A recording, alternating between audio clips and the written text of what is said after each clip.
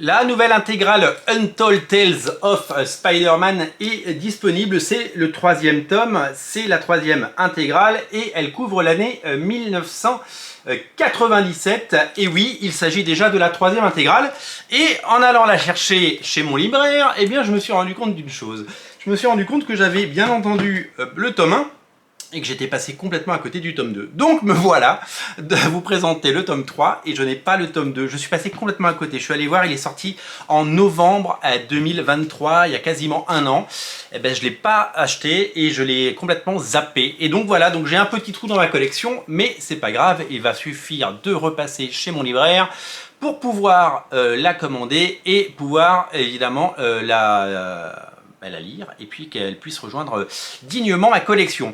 Il s'agit d'une série assez géniale de récits de jeunesse d'un jeune Peter Parker avec des histoires assez modernes mais dans le côté tradi, dessiné par Pat Olive dans un style très classique, et c'est une série qui d'abord bénéficie d'une cote d'amour et de popularité assez géniale. C'est du très bon Spider-Man très bien mis en scène, Spider-Man classique évidemment hein, pour les nostalgiques, et c'est une série produite à la fin des années 90 pour d'abord essayer de retrouver la fraîcheur, retrouver tout ce qu'on a pu aimer autour de Spider-Man pendant toutes ces années, c'est vraiment une volonté de Marvel de à la fois séduire les lecteurs de toujours, ceux qui étaient là depuis le début, à la fin des années 90, mais aussi les lecteurs désireux de retrouver un Spider-Man un peu moins compliqué, un Spider-Man qui n'est pas en couple, qui n'a pas des problèmes d'adultes et qui a des histoires beaucoup plus simples.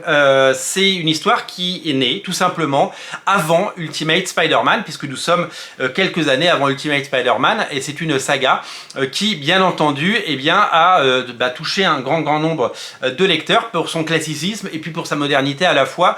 Marvel de tout temps a voulu évidemment pas forcément raconter les origines, mais retrouver cette fraîcheur perdue au fil des années, avec il y a eu des arcs magnifiques, il y a eu des auteurs merveilleux dans les années 90 et dans les années 80, mais il voulait retrouver quelque chose qui pouvait ancrer le personnage dans ses racines et le porter vers l'avenir. Voilà pourquoi cette série est devenue culte, voilà pourquoi elle a touché un grand nombre de lecteurs, et voilà pourquoi elle est devenue absolument géniale dans les yeux d'un grand nombre de fans. Donc c'est vraiment une série fabuleuse qui est enfin rééditée en intégrale dans une collection que vous aimez et qui a tout à fait sa place dans cette collection.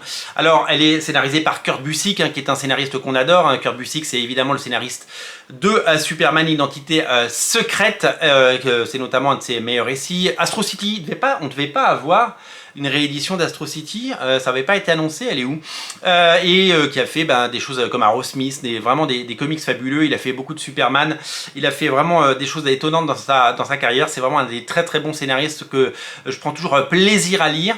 Évidemment, c'est lui qui a fait les Avengers de George Pérez, c'est lui qui a fait le crossover JLA Avengers qui sera certainement réédité en 2025 aux États-Unis. En tout cas, on le souhaite parce qu'on aimerait que ce soit à nouveau disponible.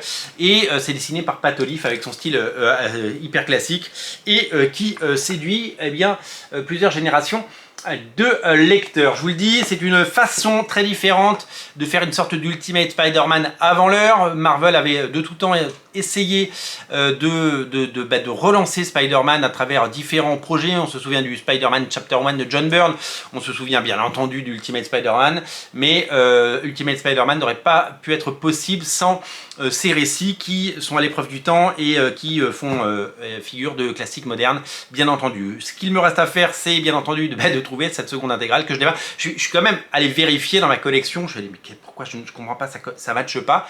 Et là, j'ai dit, mais ouais, il m'en manque un, quoi. Mais bon, ça arrive. Hein. Je pense que ça vous est déjà arrivé d'acheter un tome 3 sans avoir le tome 2. C'est pas grave, c'est toujours disponible. Je vais pouvoir en faire l'acquisition. Si vous êtes fan des collections intégrales, si vous êtes fan de Spider-Man, de Kurt Busiek et de ces titres nostalgiques et que vous avez envie de revivre ces grands moments de l'histoire de Spider-Man, eh bien, je vous invite à découvrir ce récit sans plus tarder. C'est disponible bien entendu absolument partout. Passez voir votre libraire, c'est important cette rentrée.